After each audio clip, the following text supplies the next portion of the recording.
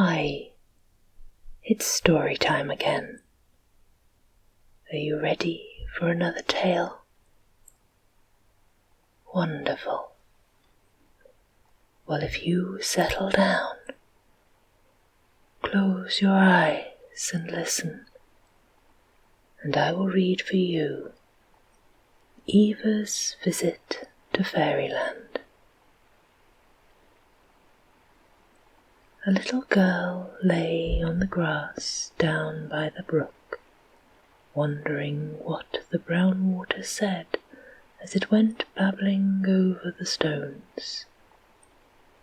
As she listened, she heard another kind of music that seemed to be coming nearer and nearer, till round the corner floated a beautiful boat filled with elves who danced on the broad green leaves of the lily of the valley, while the white bells of the tall stem that was the mast rung loud and sweet. A flat rock covered with moss stood in the middle of the brook, and here the boat was anchored for the elves to rest a little. Eva watched them at their pretty play as they flew about or lay fanning themselves and drinking from the red-brimmed cups of the rocks. Wild strawberries grew in the grass close by, and Eva threw some of the ripest to the fairy folk, for honey and dew seemed a poor sort of lunch to the child. Then the elves saw her, and nodded and smiled and called, but their soft voices could not reach her. So after whispering among themselves, two of them flew to the brookside, and perching on a buttercup, said close to Eva's ear, "We have come to thank you for your berries, and to ask if we can do anything for you, because it is our holiday, and we can become visible to you." "Oh, let me go to Fairyland. I have so longed to see and know all about you dear little people, and never would believe it is true there are no fairies left," cried Eva, so glad to find that she was right. "We should not dare to take some children, they would do so much harm. But you believe in us, you love all the sweet things in the world, and never hurt innocent creatures, or tread on flowers, or let ugly passions come into your happy little heart. You shall go with us and see how we live." But as the elves spoke, Eva looked very sad and said, "How can I go? I am so big I should sink that pretty little ship with one finger, and I have no wings." The elves laughed and touched her with their soft hands, saying, "You cannot hurt us now.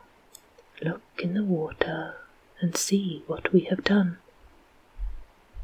Eva looked and saw a tiny child standing under a tall blue violet. It was herself, but so small she seemed an elf in a white pinafore and with little pink sunbonnet. She clapped her hands and skipped for joy and laughed at the cunning picture. But suddenly she grew sober again as she looked from shore to rock. "But now I am so wee I cannot step over, and you cannot lift me, I am sure." "Give us each a hand, and do not be afraid," said the elves, and whisked her across like Dandelion down. The elves were very glad to see her, and touched and peeped and asked questions as if they had never met a mortal child to play with before. Eva was so small she could dance with them now, and eat what they ate, and sing their pretty songs. She found that flower honey and dewdrops were very nice, and that it was fine fun to tilt on a blade of grass, to slide down a smooth bulrush stem, or rock in the cup of a flower.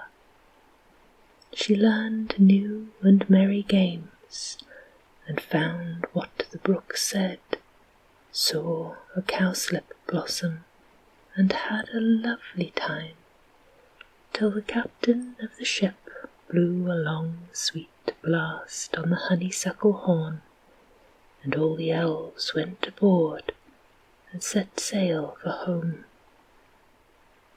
Now I shall find the way to Fairyland, and can go again whenever I like, thought Eva as she floated away. But the sly little people did not mean that she should know, for only now and then can a child go to that lovely place.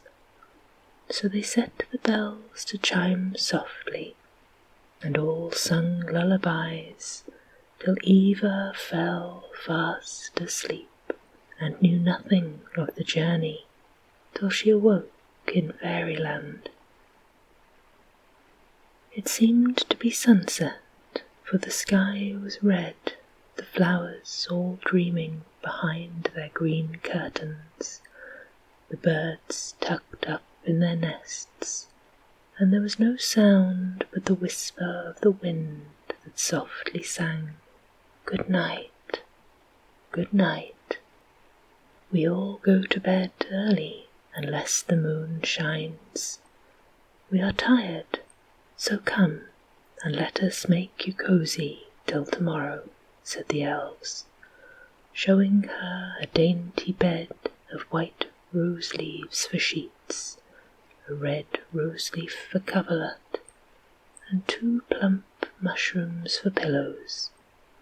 Cobweb curtains hung over it, a glowworm was the candle, and a lily-of-the-valley cup made a nice little nightcap, while a tiny gown of woven thistledown lay ready to be put on.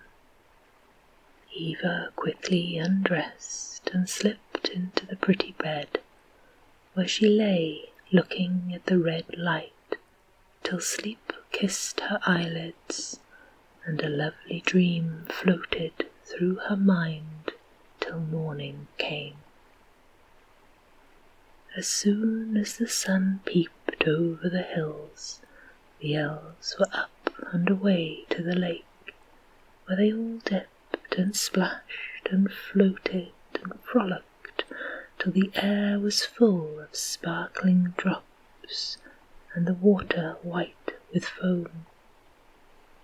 Then they wiped on soft cobweb towels, which they spread on the grass to dry, while they combed their pretty hair and put on fresh gowns of flower leaves. After that came breakfast, all sitting about in parties to eat fruit and cakes of pollen, while their drink was fresh dew. Now, Eva, you see that we are not idle, foolish creatures, but have many things to do, many lessons to learn, and a heaven of our own to hope for, said the elves when they had all sung together, while the wind, who was the housemaid there, cleared the tables by blowing everything away at one breath. First of all come to our hospital, for here we bring all the sick and hurt things cruel or careless people have harmed. In your world, children often torment and kill poor birds and worms and flies, and pick flowers to throw away, and chase butterflies till their poor wings are broken.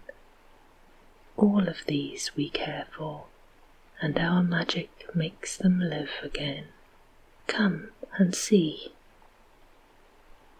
Eva followed to a cool, quiet place, where on the soft beds lay many wounded things. Rose, the fairy nurse, was binding up the leg of a fly as he lay in a cobweb hammock and feebly buzzed his thanks. On another place an ugly worm was being put together after a cruel boy had cut him in two. Eva thought the elves were good to do such work, and went on to a humming-bird which lay in a bed of honeysuckles, with the quick colours very dim on its little breast and bright wings very still. "I was shot with an air gun, and my poor head still aches with a dreadful blow," sighed the poor little bird, trying to sip a little honey with his long beak. "I am nearly well," chirped a cricket, whose stiff tail had been pulled off by a naughty child and nicely put on again by a very skilled elf. He looked so cheerful and lively as he hopped about on his bed of dried grass, with his black eyes twinkling and a bandage of bindweed holding his tail firmly in place till it was well, that Eva laughed aloud, and at the pleasant sound all the sick things smiled and seemed better. Rows of pale flowers stood in one place, and elves watered them, or tied up broken leaves, or let in the sunshine to cure their pains, for these delicate invalids needed much care, and Mignonette was the name of the nurse who watched over them like a little sister of charity, with her grey gown and sweet face. "You have seen enough. Come to school now, and see where we are taught all that fairies must know," said Trip, the elf who was guiding her about. In a pleasant place they found the child elves sitting on pink daisies with their books of leaves in their hands, while their teacher was a Jack in the pulpit, who asked questions and was very wise. Eva nodded to the little ones, and they smiled at the stranger as they rustled their books and pretended to study busily. A class in arithmetic was going on, and Eva listened to questions that none but elves would care about. "Twinkle, if there were 15 seeds on a dandelion, and the wind blew 10 away, how many would be left?" "5. Bud, if a rose opens 3 leaves one day, 2 the next, and 7 the next, how many in all?" 11. No, 12. "Daisy, if a silkworm spins 1 yard of fairy cloth in an hour, how many can he spin in a day?" 12, if he isn't lazy," answered the little elf, fluttering her wings as if anxious to be done. "Now we will read," said Jack, and a new class flew to the long leaf, where they stood in a row, with open books ready to begin.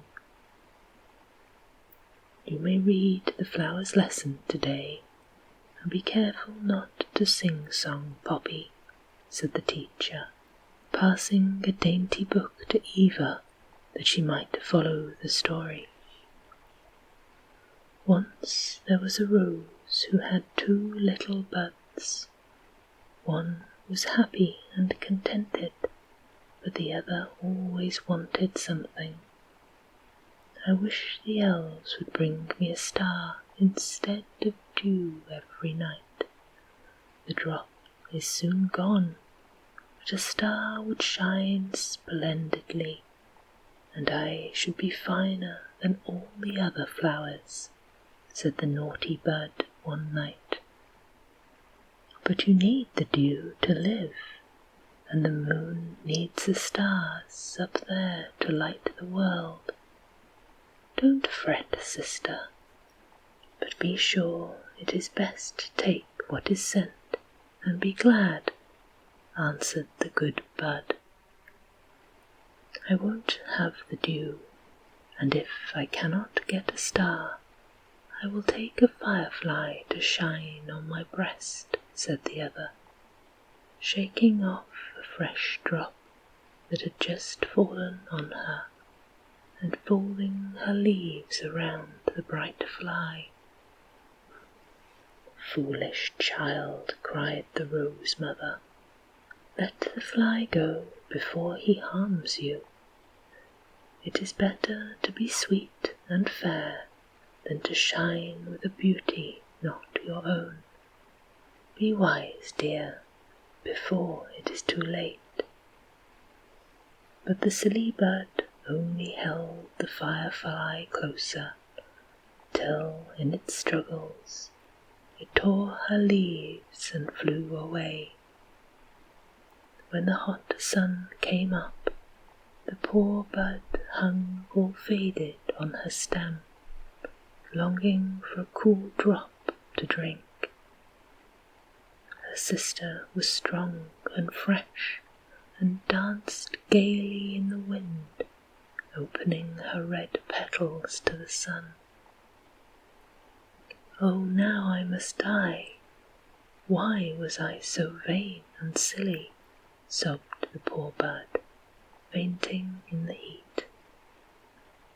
Then the mother leaned over her, and from her bosom, where she had hidden it, a dewdrop fell on the thirsty bud, and while she drank it eagerly, the rose drew her closer, whispering, Little darling, learn to be contented with what heaven sends, and make yourself lovely by being good.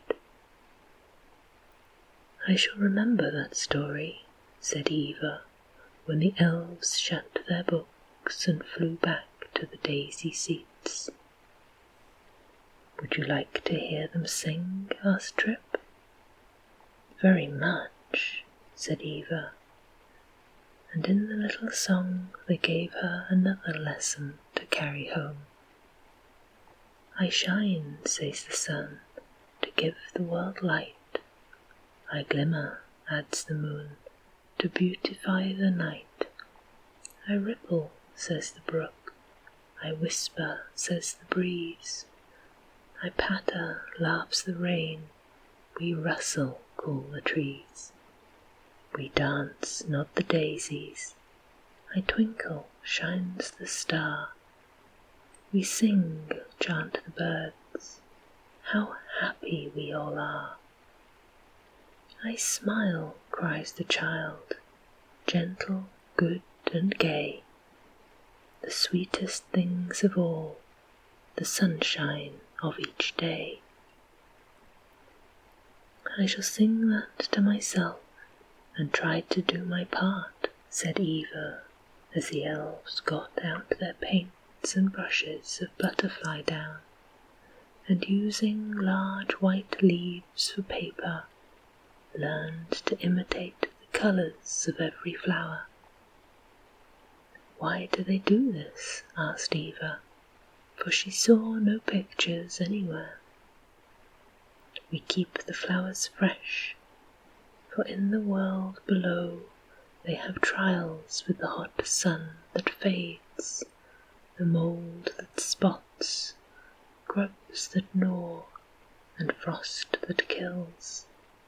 We melt bits of rainbow in our paint pots, and when it is needed, we brighten the soft colours on an enemy's cheeks, deepen the blue of Violet's eyes, or polish up the cowslips till they shine like cups of gold. We redden the autumn leaves and put the purple bloom on the grapes. We made the budding birches a soft green, colour maple keys, and hang down tassels on the older twigs.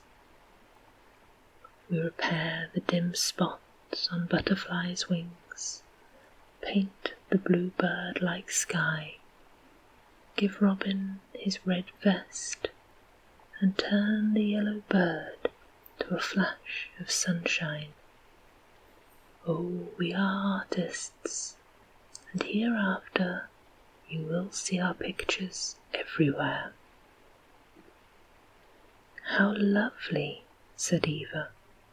I often wondered who kept all these delicate things so beautiful and gay. But where are we going now? She added, as the elves led her away from the school.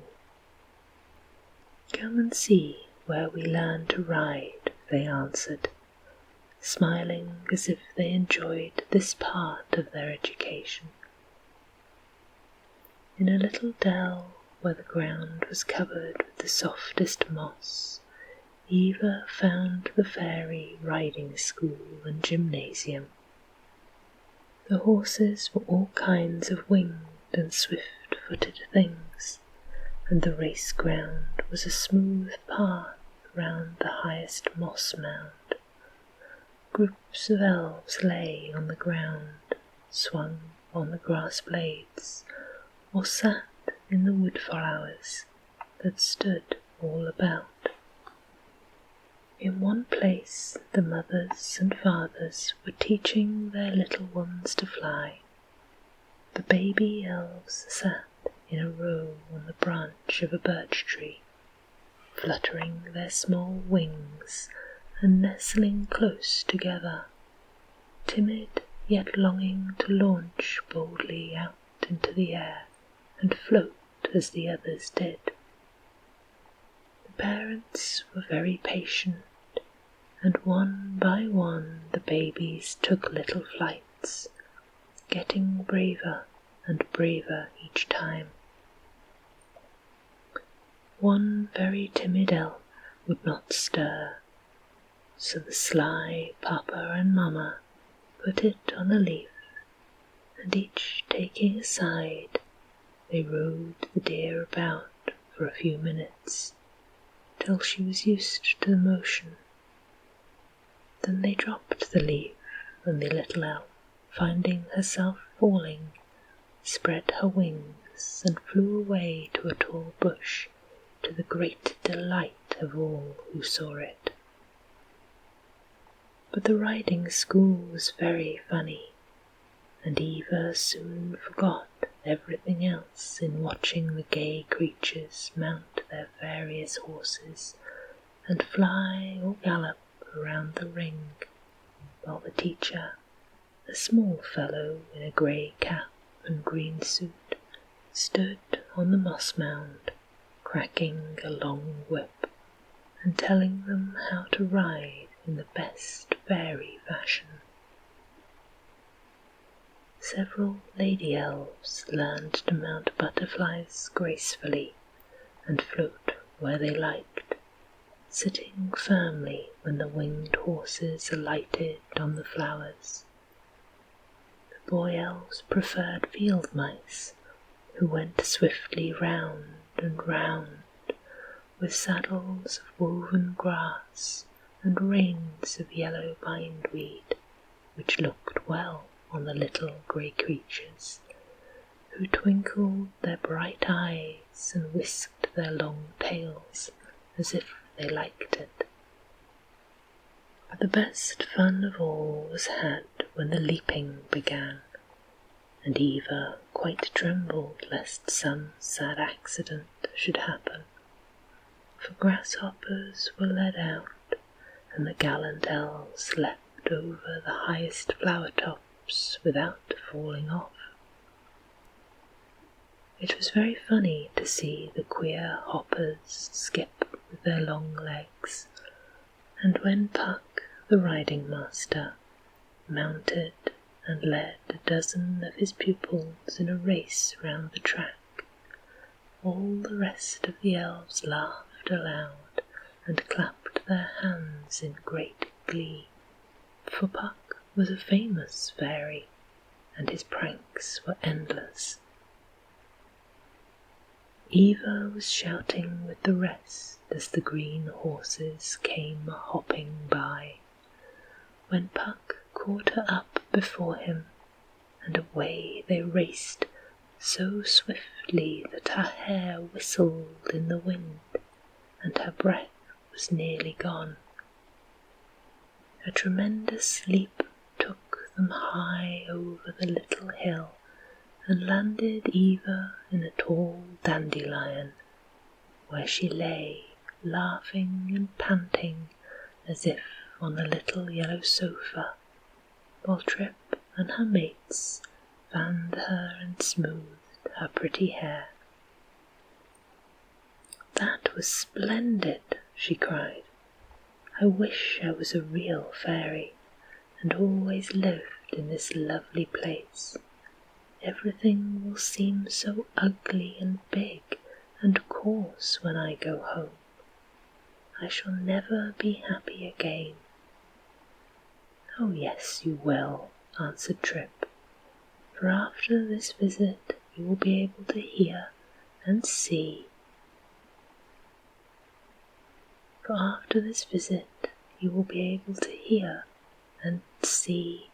And know what others never do, and that will make you happy and good.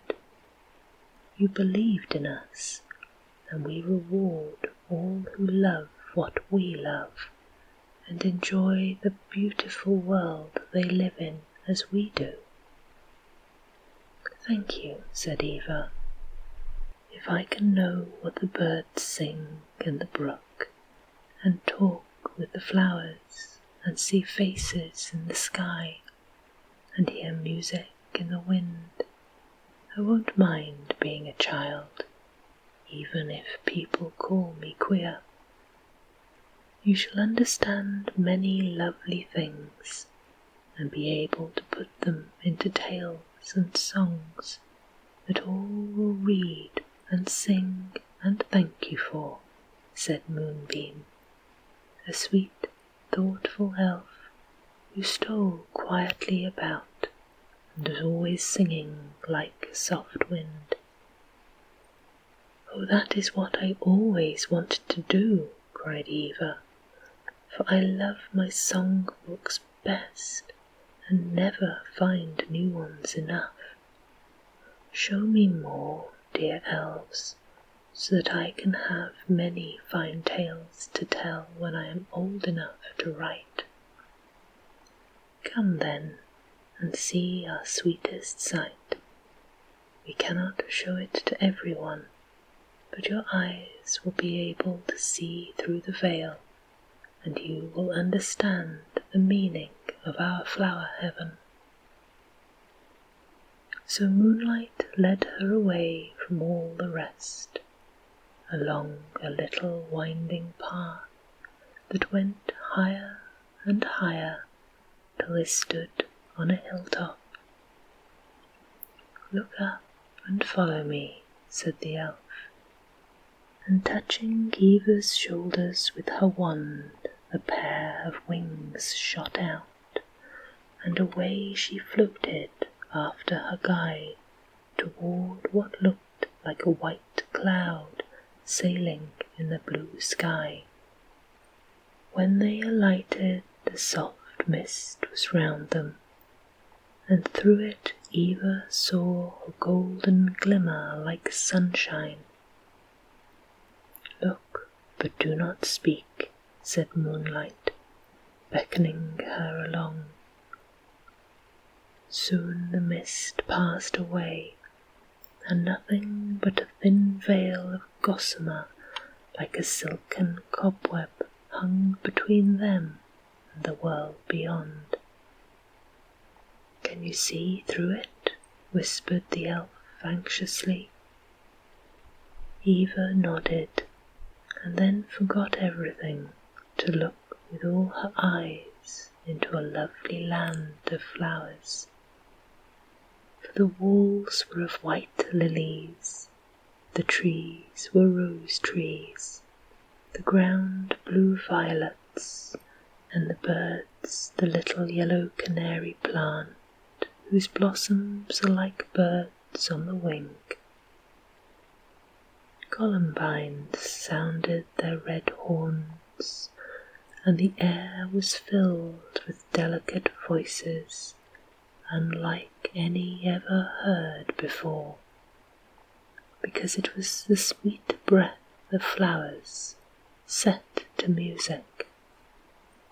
But what surprised Eva most was the sight of a common dandelion, a tuft of clover, a faded mignonette plant, with several other humble flowers set in a little pot by themselves, as if newly come, and about them gathered a crowd of beautiful spirits, so bright, so small, so perfect, that Eva could hardly see them, and winked as if dazzled by the sunshine of this garden among the clouds.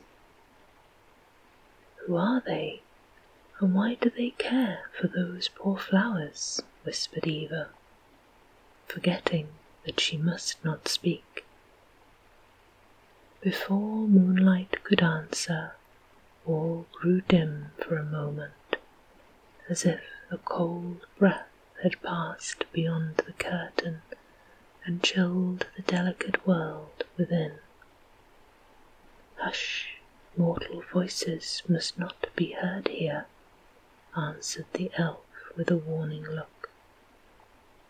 "These creatures are the spirits of flowers who did some good deed when they bloomed on earth, and their reward is to live here forever, where there is no frost, no rain, no stormy wind to hurt them. Those poor plants have just come, for their work is done, and their souls will soon be set free from the shapes that hold them. You will see how beautiful they have made themselves when out of the common flowers come souls like the perfect ones who are watching them." That dandelion lived in the room of a poor little sick girl who had no other toy, no other playmate. She watched and loved it as she lay on her bed, for she was never well, and the good flower, instead of fading without sunshine in that dreary room, bloomed its best, till it shone like a little sun.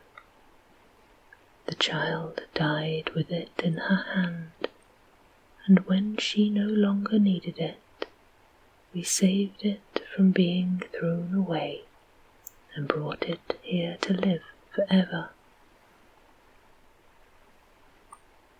The clover grew in a prison yard, and had a bad boy shut up there watched it as the only green thing that made him think of the fields at home, where his mother was waiting and hoping he would come back to her. Clover did her best to keep good thoughts in his mind, and he loved her and tried to repent. And when he was told he might go, he meant to take his flower with him, but forgot in his hurry to get home. We did not forget, for the wind that goes everywhere had told us the little story, and we brought brave Clover out of the prison to this flower heaven. Mignonette lived in a splendid garden, but no one minded her, for she is only a little brown thing, and hid in a corner, happy with her share of sunshine and rain, and her daily task of blossoming green and strong. People admired the other fine flowers and praised their perfume, never knowing that the sweetest breath of all came from the nook where Mignonette modestly hid behind the roses. No one ever praised her or came to watch her, and the gardener took no care of her. But the bees found her out, and came every day to sip her sweet honey. The butterflies loved her better than the proud roses, and the wind always stopped for a kiss as it flew by. When autumn came and all the other plants were done blossoming and stood bare and faded, there was modest Mignonette, still green and fresh, still with a blossom or two, and still smiling contentedly with a bosom full of ripened seeds. Her summer work well done, her happy heart ready for the winter sleep. But we said, no frost shall touch our brave flower, for she shall not be neglected another year, but come to live loved and honoured in the eternal summer that shines here. Now look.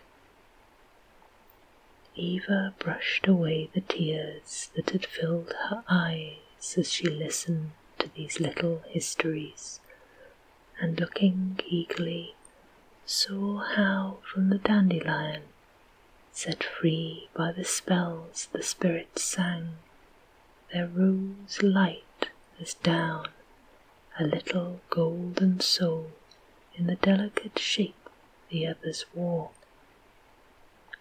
One in pale rose came from the clover, and a third in soft green with dusky wings, but a bright face flew out of Mignonette.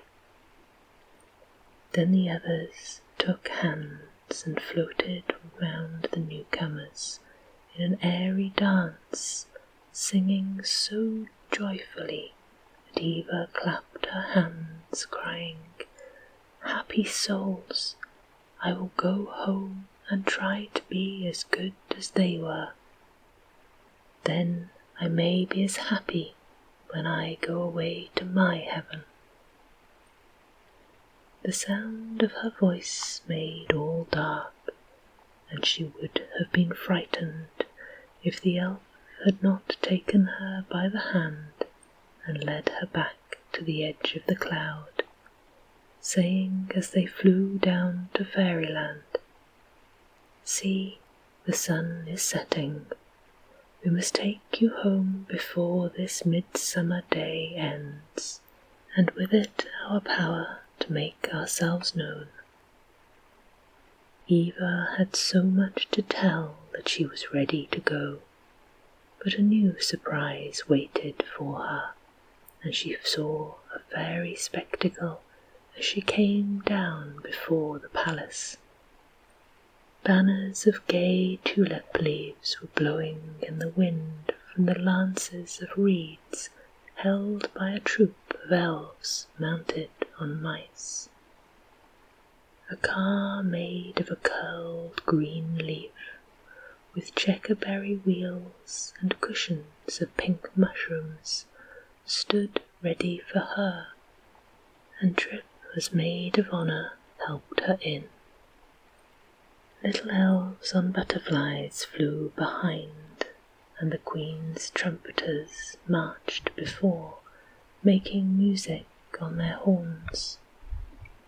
all the people of Elfland lined the way, throwing flowers, waving their hands and calling, "Farewell, little Eva, come again, do not forget us," till she was out of sight. "How sweet and kind you are to me! What can I do to thank you?" said Eva to Trip, who sat beside her as they rolled along. A gay and lovely sight, if any but fairy eyes could have seen it.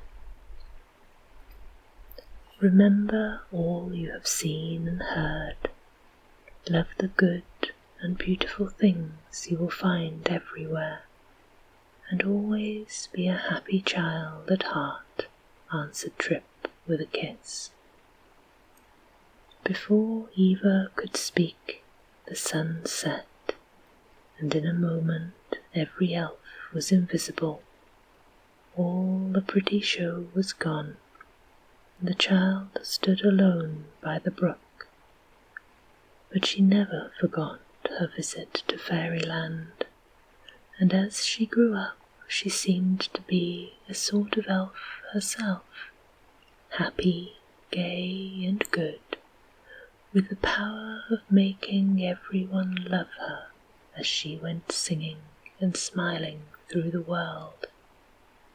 She wrote songs that people loved to sing, told tales children delighted to read, and found so much wisdom, beauty, and music everywhere that it was very plain she understood the sweet language of bird and flower, wind and water, and remembered all the lessons the elves taught her.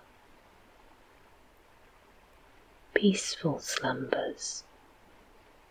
Sleep sweet,